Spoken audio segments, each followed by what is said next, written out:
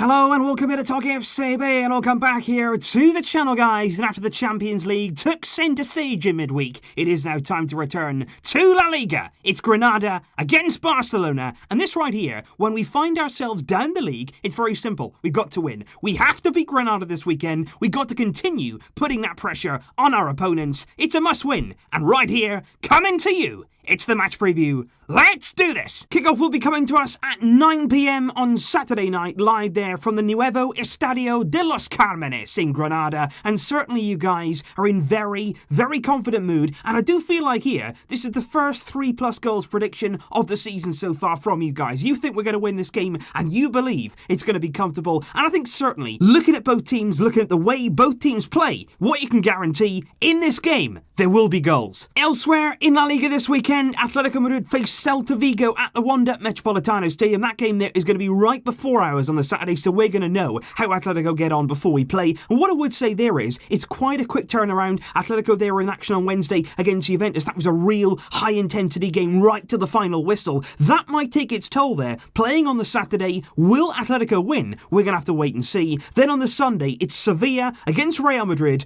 two of the big hitters in La Liga so far. Real have had a really, really bad week. Sevilla won in the Europa League, and that should be a great game there at the Ramon Sanchez Pizjuan, with one of those two, or maybe even both of them, if it's a draw, could be dropping points. And if you look here at the La Liga table after 4 games, it's not particularly pleasant reading for Barcelona fans, but you can see there that Real's opponents on Sunday, Sevilla, they're top right now. They're top of the league, they're in good form, they're looking very, very good. They're always good at home as well, so that could be a tough game there for Real. They're on 10 points so far, Sevilla. Then there's Atletico, then there's Real themselves, Athletic Club, of course, in 4th place, and then in 5th and also on 6th, both on 7 points there, it's Barcelona and our opponents tomorrow, Granada. And believe me, they are a team to keep an eye on. They are a team in this game that are going to cause a threat, because they've had a great start of the season. Because on Saturday, of course, you'll be facing there another newly promoted side, of course, along with Osasuna, who you've already played this season. They caused us problems away from home, and certainly Granada are going to do much the same sort of thing. They're going to be coming into this game, they're at home, they've got a raucous home crowd there behind them, and they're coming into this game in fantastic form, having won both of their last games, and those two are really, really good wins as well. Both of them coming away from home, both of them there against decent opposition, away at Celta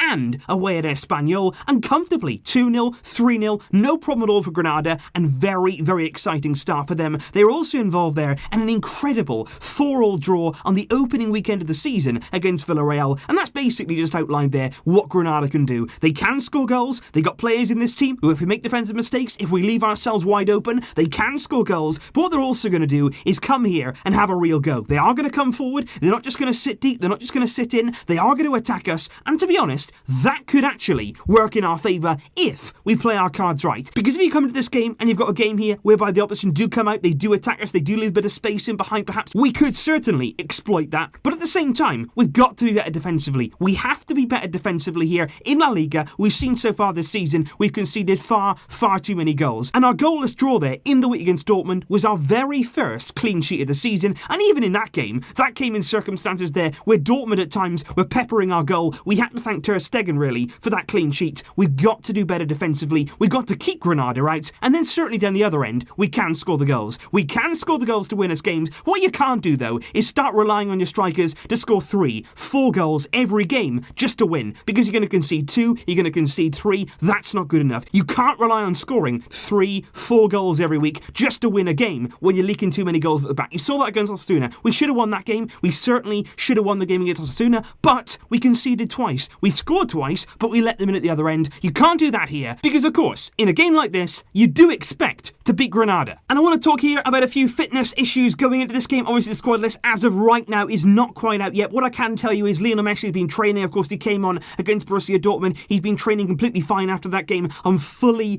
expecting him to be involved in this game. There's a few words as well on Ousmane Dembele, who is nearing his return from his injury, but I think this game right here is going to come too quickly for him. They're not going to take that risk. They're not just going to throw him back in, because of course with Dembele, we do have to be careful. I think you're looking at next week there, Villarreal and also Etaffe as Dembele's possible return dates there. But I want to talk here about some rotation in the squad. I want to talk about that simply because, although it's early in the season, yes, you've not played all that many games, the players shouldn't really be tired tired at this point. But I think, to be honest, over the next few games, we are going to see Valverde try a few different things, or we should be, in the team, simply because you look at Dortmund there on Tuesday, we're playing now again on Saturday against Granada, and you look there at the next 2 weeks, we've got 4 games coming up. We've got midweek games there in every single week here, starting this week, next week, the week after. Certainly there, Valverde, he's going to have to try a few different names, a few different players coming into the team just to keep that starting 11 nice and fresh and ultimately on top form. And the two players that I would look at right now, and I'd say, when are we going to see them? First and foremost, Jean-Claire Todibo, simply because Samuel Umtiti right now is out injured. That means that right now we've got Todibo, we've got Longley, we've got Piqué. If something happens there to Longley or Piqué, you're in real trouble, because what you're going to do, you're going to have to throw Todibo in when you haven't really placed a lot of confidence in him yet this season. So better now to introduce him in one of these games, say go on then, go out there, show me what you can do, put that faith in him now, before something happens, before you got to throw him in, put that trust in him early, give him a game or two, give him some minutes, just to get that under his belt. And what I would also look to there is Carlos Alenia, somebody who for me, so far this season, has been completely discarded almost. He played in the first game against Athletic, but since then, he hasn't even been in the squad. He hasn't even been anywhere near the team, and I wonder there, what's going on between Alenia and Ernesto Valverde? Are we going to see him feature in the weeks to come? Certainly, we've got to start using this squad, but when is Ernesto going to start putting those changes in place? And if I had to guess exactly what Ernesto Valverde is going to do on Saturday, I would say here something very similar to this. I'm going to talk you through this team, and then I'm going to talk about my own team, what I would do in this game. But starting here, I think it's going to be a very similar back four. You've got Ter Stegen, obviously Junior Firpo is going to come in at left back, there for the injured Jordi Alba. You've got Longley and Piqué at centre back. Maybe, just maybe, we might see Todibo on Saturday, but I wouldn't fully count on it. Semedo here at right back. Then in midfield, maybe Valverde may do something a bit different, but right now, Busquets, Arthur de Jong. I want to see continuity there between Arthur and Frankie de Jong, just to build that relationship, just to keep developing really what we've seen so far. Very, very encouraging signs. What you might see there, perhaps, is something a bit different in midfield. Maybe Busquets might be reduced to the bench in this one. Maybe Arturo Vidal could come in there in the defensive midfield position. Or, of course, Ivan Rakitic, who we did see in the week come on against Dortmund and play in that kind of role. But that often means that Frankie de Jong is having to drop in here. And I don't really like that all the time, personally. I think he's a bit wasted if he drops too deep. You don't want him too deep in the field because he can affect things going forward. So maybe Busquets there will stay for the time being. And then up front, that's the big talking point. I think Messi, certainly, if he's fully fit, if he's ready, he came on against Dortmund, he looked good, he's been training. I think you could definitely start this game out here on the right-hand side. And then it's what you're going to do with Antoine Griezmann and Luis Suarez. And I think Valverde very tempted there to go with Suarez up front, Griezmann again on this left-hand side. But like I said against Dortmund, for me, that shouldn't happen. For me, it should be one or the other. Because again, yes, that front three there, it will get you goals. Against Granada, Griezmann, Suarez, Messi, they will get you goals without a shadow of a doubt. But all I'm saying is that a good system? Is that a good balanced formation there and a good structure that you're building towards something special? I would say no. That there is not something that we can use in every single game. It's not something there that we can use to really bring us on and develop and improve in Europe. It's simply not. It's not going to do that. And what I would also see here, Junior Firpo coming in at left back, he's not quite Jordi Alba yet. He's not somebody who's going to come in and fully understand the system, fully play in the best way straight away. And if you have Griezmann here out on the left-hand side, he is going to come in. He's certainly going to play a lot narrower. He's going to allow a lot of space there on the left-hand side. And then you're going to be asking Junior Firpo to do so much work going forward. And in doing so, you may then make him neglect his defensive duties because you have to do an awful lot of work there out on this left-hand side. He's new to the system. He's new to the team. And with Griezmann out on the left, he's got to do so much work there as a new player there in at left back. And that's why I think for me, it should be Griezmann starting up front in this game, Suarez there dropping to the bench as the impact sub that we talked about. And personally, I would come out and say, look, Ansu Fati, have another go. Out on the left-hand side, that's his natural side. Griezmann up front, Messi from the right, and I'd love to see that. You'd look at this right-hand side here, you got De Jong, you got Messi, you got Griezmann. If Messi comes inside, they can do something here. Semedo's going to have to do a bit more, but he's a bit more used to the system at Barcelona. But for me, you've got to have one natural winger right there in Ansu Fati. He's somebody there who can stay wide, he can stretch Granada, and I think they're very, very exciting to see him in a front three there with Antoine Griezmann